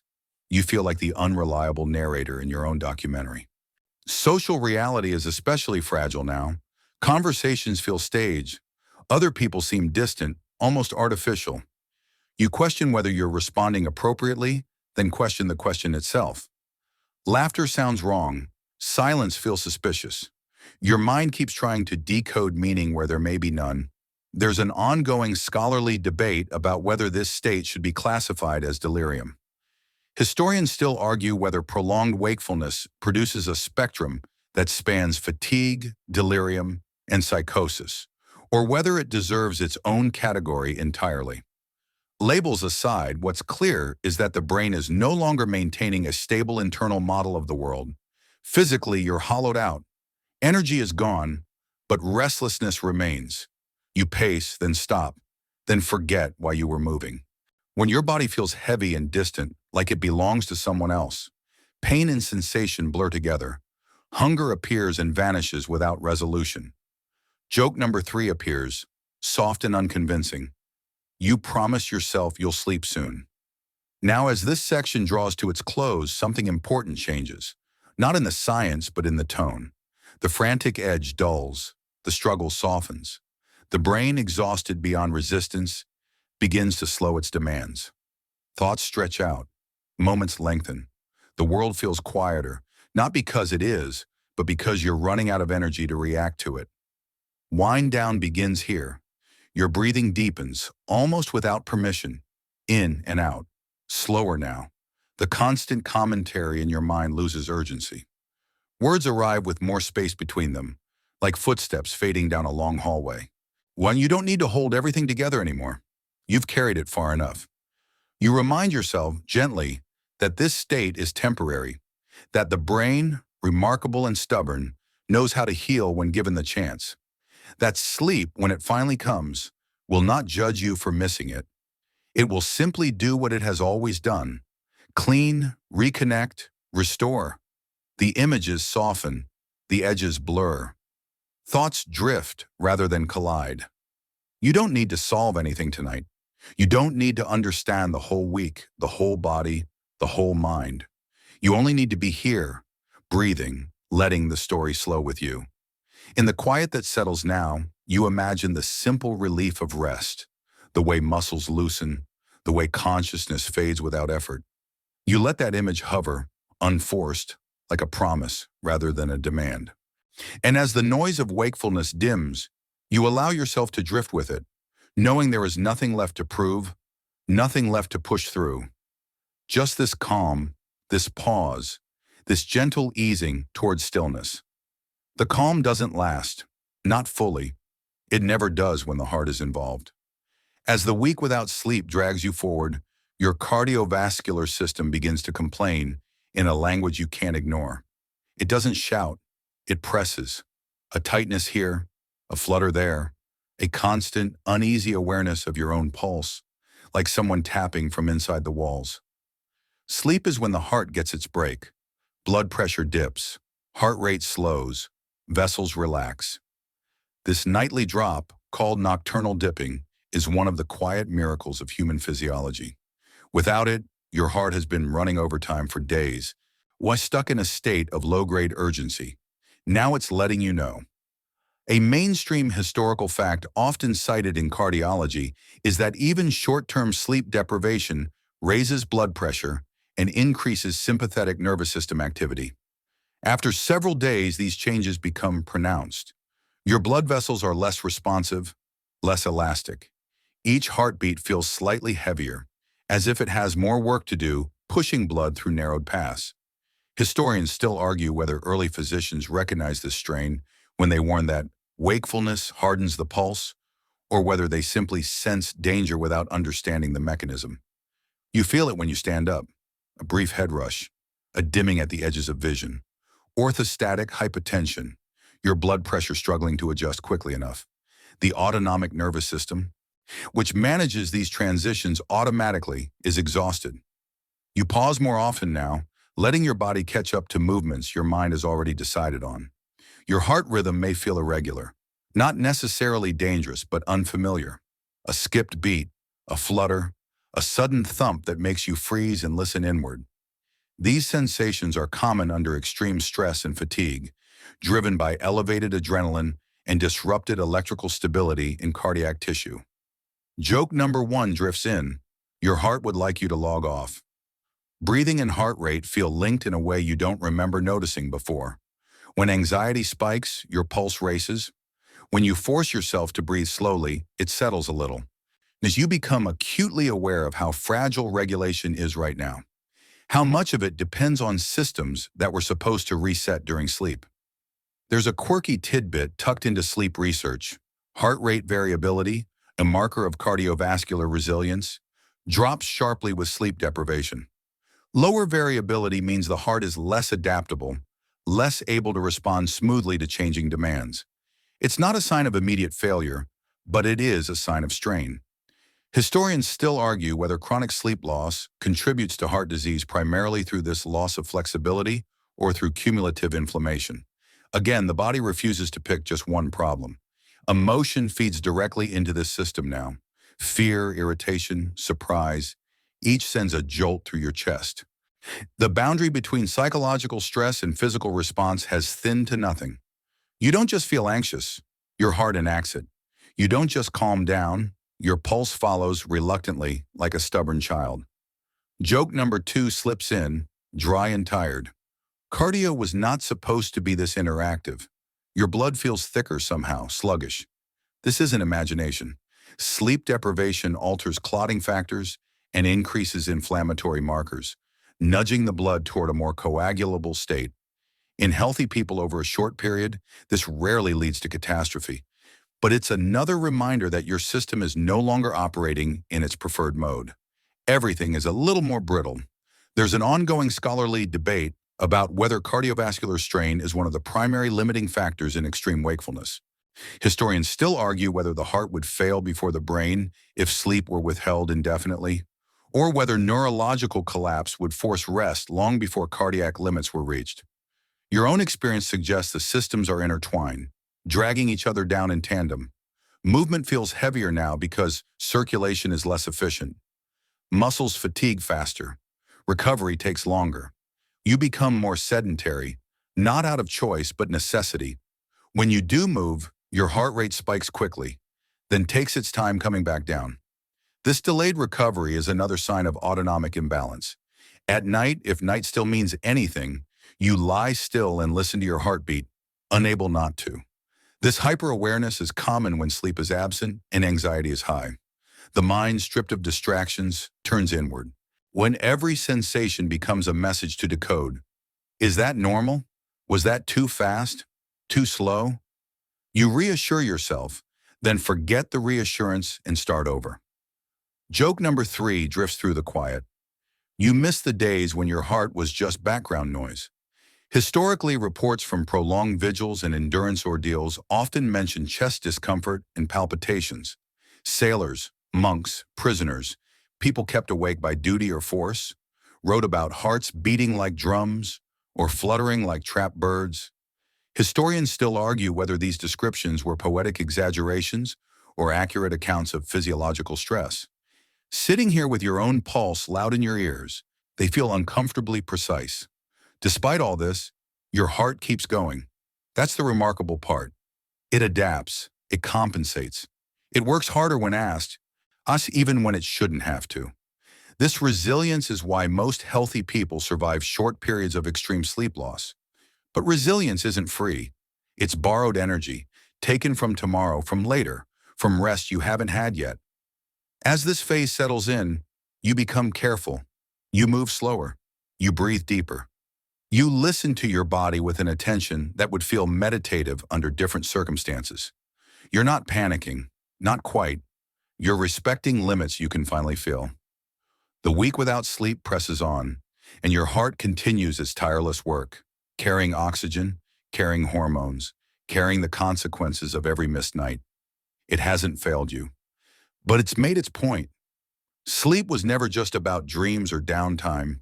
It was the nightly easing of pressure, the chance for your heart to slow its pace and remember that not every moment is an emergency. Without that reminder, it beats on, faithful, strained, waiting for the moment it can finally rest. Pain has a different texture now. It's no longer sharp or localized, it's everywhere, low and insistent, like a radio stuck between stations. Your body aches in places you don't remember injuring. Joints complain when you move. Muscles feel bruised from the inside. Even stillness isn't comfortable. This is what happens when the brain loses its natural painkillers. Sleep plays a critical role in pain modulation. During normal rest, the brain recalibrates how strongly it interprets sensory input, especially signals related to discomfort. Without sleep, that calibration never happens. The volume stays turned up. A mainstream historical fact from pain research shows that after prolonged sleep deprivation, pain thresholds drop significantly. Stimuli that once felt mildly annoying now register as genuinely painful. You're not weaker, you're just unbuffered. You notice it first in small ways. The pressure of clothing irritates your skin. A hard chair feels punishing. Your neck protests when you turn your head, as if movement itself is an unreasonable request. Joke number one drifts by, weary and true. Your body has filed a formal complaint against gravity. This heightened pain sensitivity, called hyperalgesia, is driven by changes in the central nervous system. Neurotransmitters involved in pain inhibition, like serotonin and dopamine, are depleted or misfiring. At the same time, inflammatory signals remain elevated, priming nerve endings to respond more aggressively. Your nervous system is stuck in amplification mode, broadcasting discomfort louder than it should. There's a quirky tidbit buried in sleep and pain studies. Even brief naps can partially restore pain tolerance. That's how tightly linked these systems are. Historians still argue whether ancient healers who prescribed rest for pain understood this connection intuitively, or whether they simply noticed that people hurt less when they slept. Either way, you're living proof of what happens when rest is removed from the equation entirely. Pain isn't just physical now, it bleeds into emotion. Discomfort makes you irritable. Irritability makes discomfort harder to tolerate. It's a feedback loop, and without sleep, there's no reset. Minor aches feel personal, unfair. You catch yourself thinking, why does everything hurt? As if your body has turned against you. Joke number two slips in softly. You are tired of being inside yourself. There's an ongoing scholarly debate about whether sleep deprivation increases pain primarily through inflammatory pathways or through impaired cognitive control of pain perception. Historians still argue whether the brain's interpretation of pain is more important than the signal itself. From where you're sitting or shifting uncomfortably, that distinction feels academic. Pain is pain, regardless of its origin. Your posture suffers. To avoid discomfort, you hold yourself rigidly or favor certain positions. This creates new strain, which creates new pain. It's a cascade. You stretch, then regret it. You stay still, then regret that too. The body wants movement and rest at the same time. An impossible request. Old injuries resurface. A knee that once healed aches again. A past back strain whispers reminders. Sleep normally helps suppress these lingering signals, but without it, nothing gets filtered out. The past lives on in your joints, resurrected by exhaustion. Historically, chronic pain and insomnia have been tightly linked. Early medical texts describe them as inseparable companions, each feeding the other. Historians still argue which comes first in long-term illness. But in acute deprivation like this, the sequence is clear. No sleep, then pain. Simple, cruel. Breathing deeply helps a little. Gentle movement helps briefly. But relief never lasts. The nervous system refuses to settle. Even pleasure dulls. Relief feels temporary, fragile. Watch you begin to crave stillness, not sleep exactly, just the absence of sensation. Joke number 3 drifts through the haze. You fantasize about floating in warm water, doing absolutely nothing. As this phase deepens, you realize pain isn't just a signal. It's information, context, and interpretation layered together. Sleep normally organizes those layers, deciding what matters and what can be ignored. Without sleep, everything matters. Every signal demands attention, and attention is the one resource you can't spare. You're still awake, still breathing, still carrying a body that feels heavier by the hour. Pain has become the background music of consciousness, constant and unavoidable, shaping how you move, think, and feel. The week without sleep continues, and with it, the quiet lesson pain is teaching you. Rest was never a luxury. It was the mechanism that kept sensation within humane limits. Without it, even being alive starts to hurt in ways you never had to notice before. Decision-making doesn't collapse all at once. It unravels thread by thread, quietly, until one moment you realize you've been making choices without weighing them at all. By now, risk feels abstract. Consequences feel distant. The future, once a meaningful place you planned for, has shrunk to a vague suggestion somewhere ahead of you. Sleep is essential for executive function. The brain's ability to evaluate options, inhibit impulses, and choose actions aligned with long-term goals. Without it, the prefrontal cortex loses authority. Subcortical systems, those tied to habit, emotion, and immediate reward, step into the power vacuum. You don't feel reckless. You feel practical. Once you do what feels easiest, fastest, most relieving in the moment. A mainstream historical fact often cited in behavioral research is that sleep-deprived individuals consistently take greater risks in gambling tasks, even when losses mount. They don't miscalculate the odds. They stop caring about them. Historians still argue whether this shift reflects impaired foresight or a deeper change in how value is assigned under fatigue. Living inside it, you can tell. Tomorrow doesn't feel real enough to protect. You notice it in small decisions, skipping safety steps, ignoring discomfort, saying yes when you should pause. You reach for the shortcut without fully considering what you're cutting out. Joke number 1 drifts by, dark and understated. Consequences are a future you problem. Impulse control is frayed. You speak before thinking. Watch you act before evaluating. The mental pause that once existed between urge and action has thinned to almost nothing. This isn't recklessness born of confidence. It's recklessness born of depletion. Thinking costs too much. Acting is cheaper. There's a quirky tidbit from neuroscience that fits uncomfortably well. Under sleep deprivation, the brain shows reduced activation in the dorsolateral prefrontal cortex, the region most associated with cognitive control, while reward-related regions remain relatively active. The gas pedal still works. The brakes do not. Historians still argue whether this imbalance evolved to push exhausted organisms toward immediate survival behaviors, even at long-term cost. Emotion and decision-making blur together. If something feels good, it feels right. If it feels bad, it feels dangerous. Where subtle distinctions disappear. You're guided by sensation rather than strategy. This makes you more suggestible, more reactive, more vulnerable to persuasion. You agree to things you don't fully process. You follow ideas that sound good without checking them. Joke number 2 slips in. You are now living life on autopilot with occasional manual errors.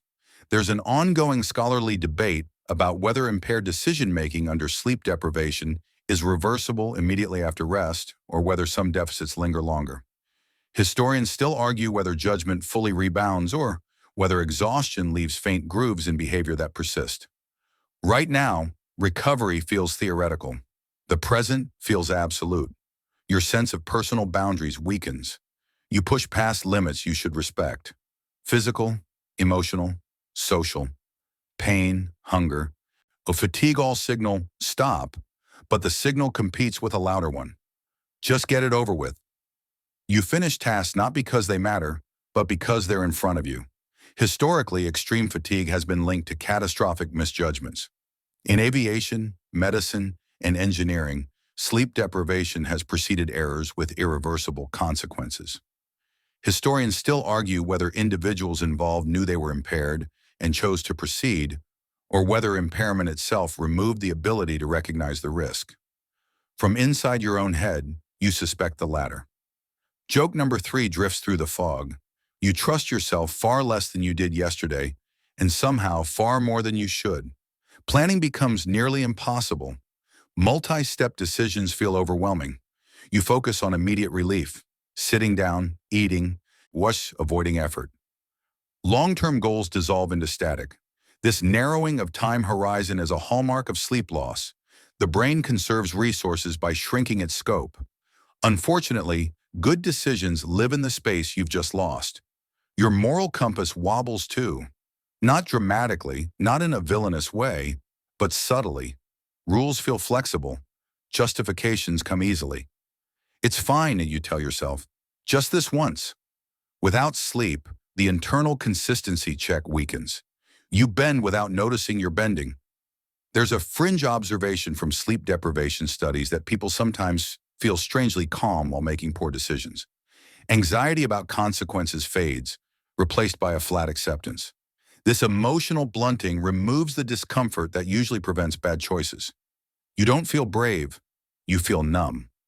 As this phase deepens, you begin to recognize that judgment isn't a trait, it's a state. It depends on chemistry, energy, and rest. Without those, your values don't disappear, but your ability to act on them erodes. You're still choosing, still acting, still moving forward through a world full of forks in the road, but the map is gone, the signposts are blurred, and the voice that once warned you to slow down has fallen quiet. The week without sleep continues, and with it, the slow, dangerous truth settles in. It's not exhaustion that puts you at the greatest risk. It's the confidence to decide anyway. By now, your immune system has stopped making polite requests and has begun quietly stepping back from the fight. There's no dramatic moment where you suddenly feel ill. Instead, there's a subtle thinning of defenses, like guards leaving their posts one by one while no one is watching. You feel exposed in a way that's hard to describe, more permeable, less protected. Sleep is when the immune system coordinates. During deep rest, immune cells communicate, plan responses, and fine-tune inflammation, so it's strong enough to protect you, but not so strong that it damages you. Without sleep, that coordination unravels. A mainstream historical fact often cited in immunology is that even a single night of sleep deprivation can significantly reduce the activity of natural killer cells, which are crucial for controlling viral infections and abnormal cells. You've missed several nights. The drop isn't subtle anymore. You notice it in your body's reactions. A scratch stays red longer than it should. A sore throat threatens to bloom. Your sinuses feel tender, swollen, like they're waiting for permission to give up. This isn't hypochondria. It's reduced immune surveillance. Pathogens that would normally be handled quietly now linger, testing boundaries. There's a quirky tidbit from older sleep studies. Researchers observed that immune cells taken from sleep-deprived subjects were slower to respond to simulated threats in lab settings, almost as if they were confused about priorities. Historians still argue whether the immune system slowed down as an energy-saving adaptation, protecting the brain first, or simply collateral damage from systemic exhaustion. Inflammation remains elevated, but it's the wrong kind. Acute, targeted inflammation is useful. Chronic, diffuse inflammation is not. Right now, your body is stuck in the latter. Cytokines circulate without clear direction, yet contributing to fatigue, pain, and that heavy, sick but not sick feeling. This inflammatory fog feeds back into the brain, worsening mood, cognition, and sleep drive. An elegant, miserable loop. Joke number 1 drifts by, weak and resigned. Your immune system has set its status to away. You're more sensitive to environmental stressors now. Cold air feels harsher, heat feels draining, crowded spaces feel risky, even if you can't articulate why. Evolutionarily, this makes sense. An organism with compromised defenses should avoid exposure. You find yourself craving isolation again, not socially this time, but biologically. There's an ongoing scholarly debate about whether sleep deprivation suppresses immunity directly or redistributes immune resources toward immediate survival. Historians still argue whether the body is choosing to protect the brain and heart at the expense of infection control, or whether immune dysfunction is simply unavoidable when sleep is absent. From the inside, it feels less strategic and more like triage under fire. Your energy dips further, but it's a different kind of fatigue now. Not just tiredness, malaise.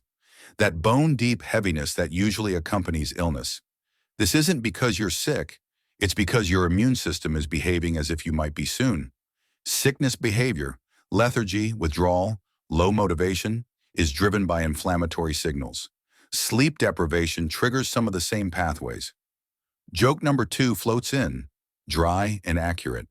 You feel like you're coming down with something, and that something is everything. Historically, outbreaks of disease have often followed periods of mass sleep deprivation. Wartime bombing raids, industrial overwork, prolonged crises. Medical records from the early 20th century note higher infection rates among nurses and factory workers on extended shifts. Historians still argue whether exposure alone explains this, or whether sleep loss primed bodies to fail. Sitting here, run down and defenseless, you feel the answer leaning heavily toward the latter. Your body temperature regulation falters again.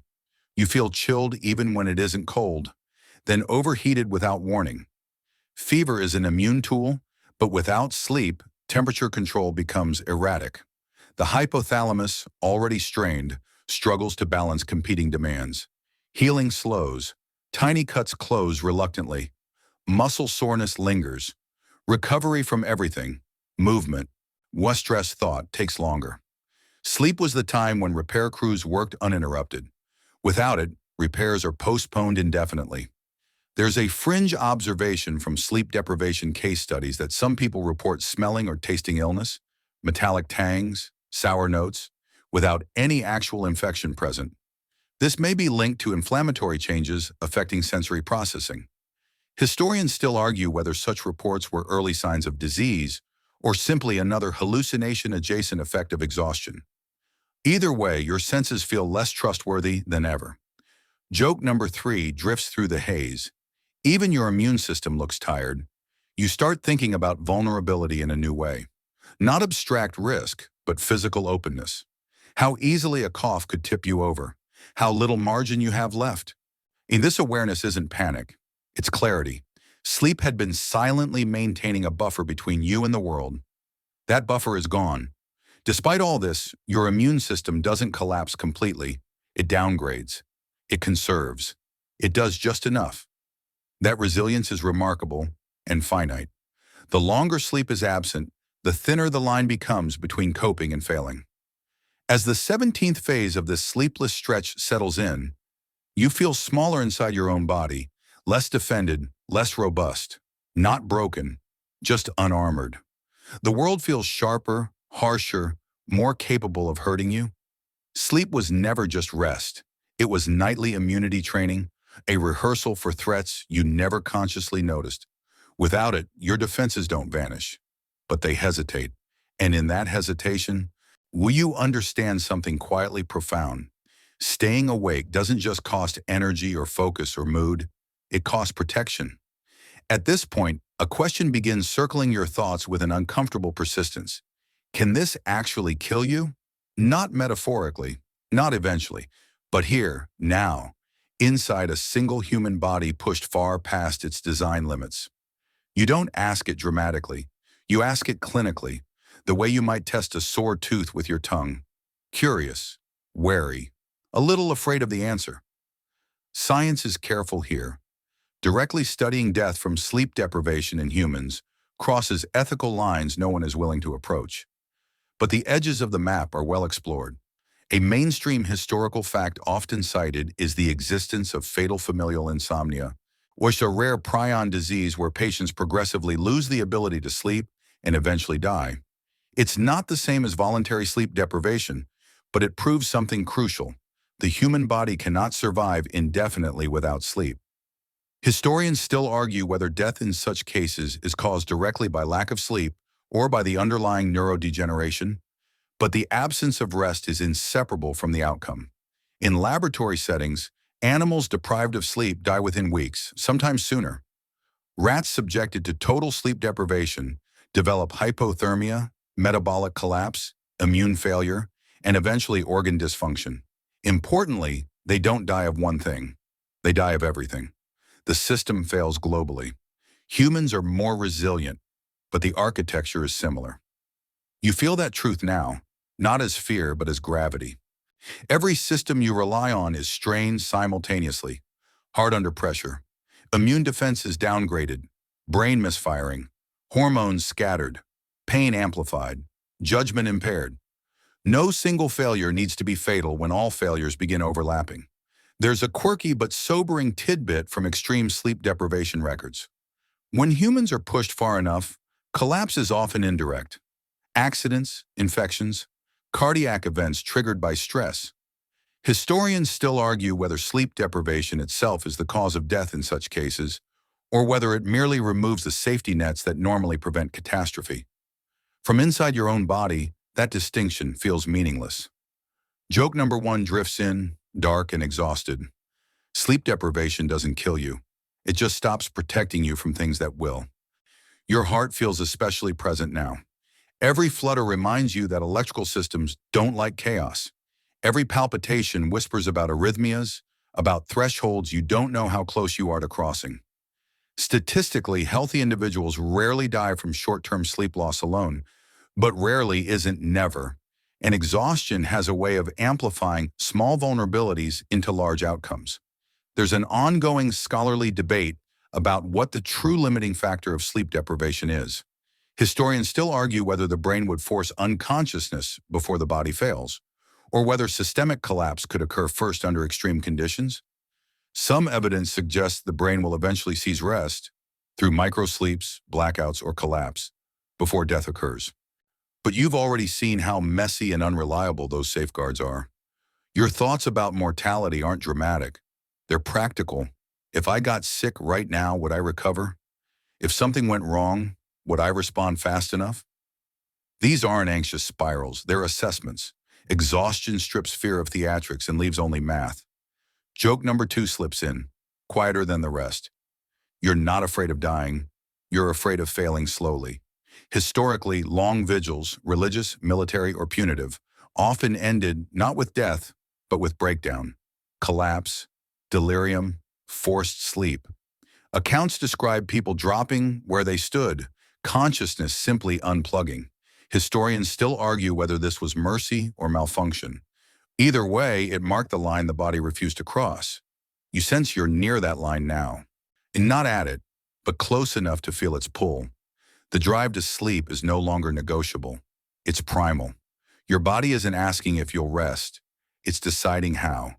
Physically, you're hollowed out, emotionally flattened, mentally flickering. And yet, you're still here, still breathing, still thinking, however unevenly. That resilience is extraordinary, but it's also misleading. It tempts you to believe you can keep going. Joke number three drifts through the silence. You absolutely cannot. As this phase settles, the question shifts. It's no longer can sleep deprivation kill you? It's how close do you need to get before something else does? An infection, an accident, a misjudgment, a heart that finally objects. Sleep was the buffer against all of that, the nightly return to baseline. Without it, the margin for survival narrows with every passing hour. You don't feel dramatic about this realization. You feel clear, calm even. The way people feel when they finally understand the stakes of a game they didn't realize they were playing. The week without sleep has shown you the edges of human endurance. And at those edges, you find not heroism or toughness, but a simple, undeniable truth. You were never meant to stay awake this long. Somewhere deep in your tired mind, a fragile hope flickers back to life. When this ends, you'll sleep, and everything will be fine. It feels obvious, almost comforting. Missed sleep can be repaid, right? You'll just crash, wake up restored, and laugh about this strange, brutal week like it was a bad dream. The idea is so soothing it nearly counts as rest. But science, as usual, complicates the comfort. And there's a mainstream historical fact often cited in sleep research. After extended sleep deprivation, people do not pay back lost sleep hour for hour. You might miss 100 hours of sleep, but you won't sleep 100 extra hours to make up for it. Recovery sleep is real, but it's selective. The brain prioritizes certain stages, especially deep slow-wave sleep and REM, while quietly accepting that some losses are permanent. Historians still argue whether this reflects an evolved efficiency or a hard biological limit. When sleep finally becomes available again, your body doesn't hesitate. It lunges. You fall asleep faster than seems possible, sometimes within seconds, bypassing the gentle descent you remember from normal nights. This phenomenon, called sleep latency collapse, is the nervous system surrendering control. No rituals, on no drifting, just off. Your first recovery sleep is deep, unnervingly deep.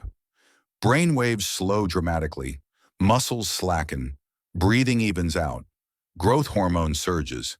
The brain prioritizes physical repair, immune coordination, and metabolic recalibration.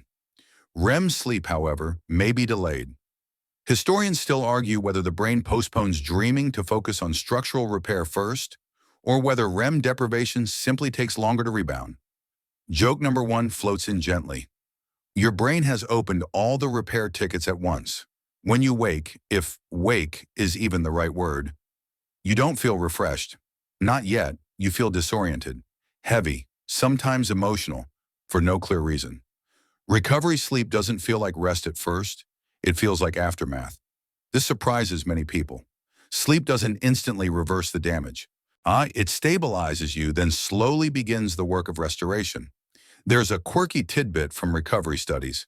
After extreme deprivation, people often experience REM rebound, longer, more intense dreaming phases marked by vivid imagery and emotional content.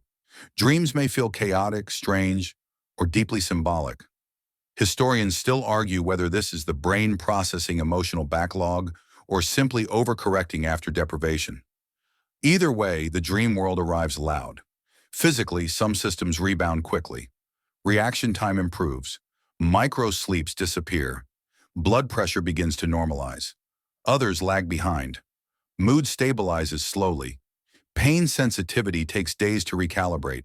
Immune function recovers over a longer arc. Metabolic disruptions can persist even after normal sleep resumes.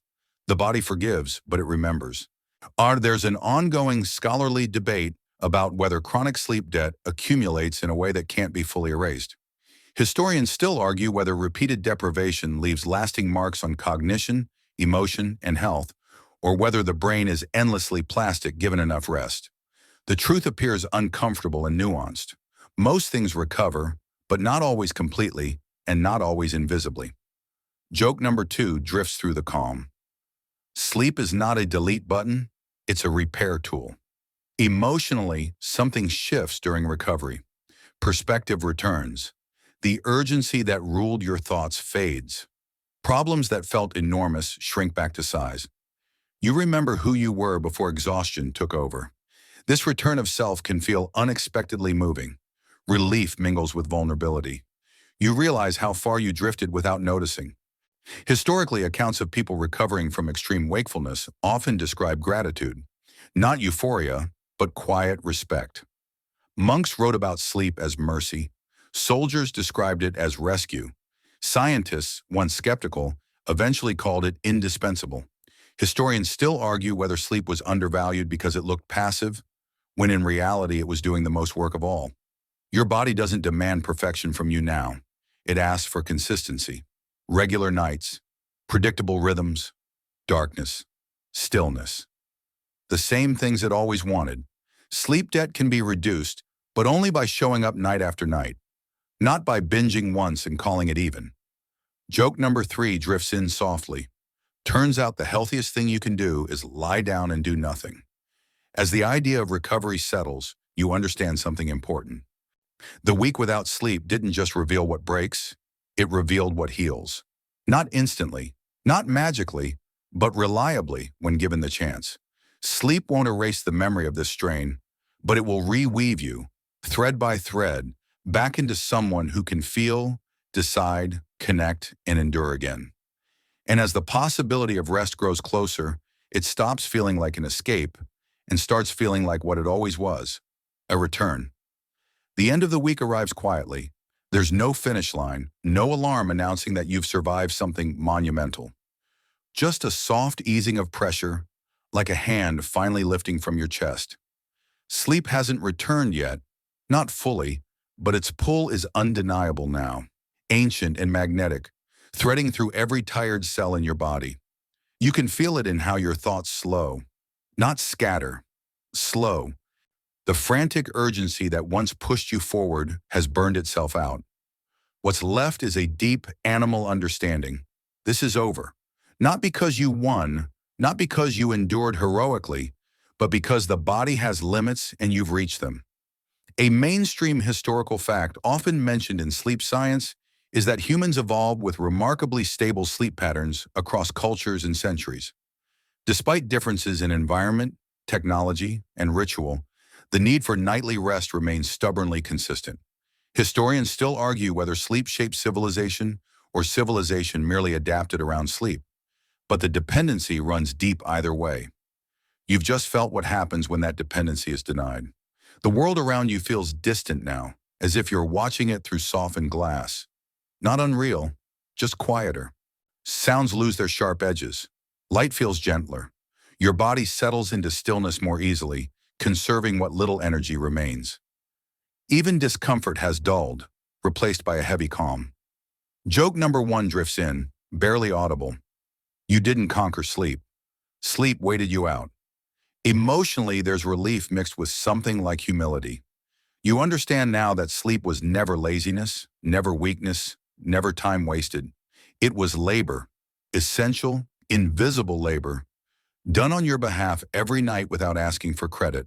When it disappeared, everything else followed. There's an ongoing scholarly debate about whether sleep is best understood as a state of rest or as a state of intense internal activity. Historians still argue whether calling sleep downtime was one of science's earliest and most misleading metaphors. Lying here at the edge of collapse, you know the answer in your bones. Sleep is work. Hard, necessary work. Joke number two floats by, fond and tired. Turns out doing nothing was doing everything. Your breathing deepens again, muscles soften. The body prepares quietly, automatically, for the moment it can finally let go. You don't fight it anymore. There's nothing left to prove. Endurance has given way to acceptance, and acceptance feels lighter. You think back over the week, not in detail, not in sequence, just impressions, blurred faces, loud silence, the strange unreliability of your own mind. It feels like a dream already, slipping away as new priorities take hold. Joke number three appears, gentle and final. You probably won't try this again.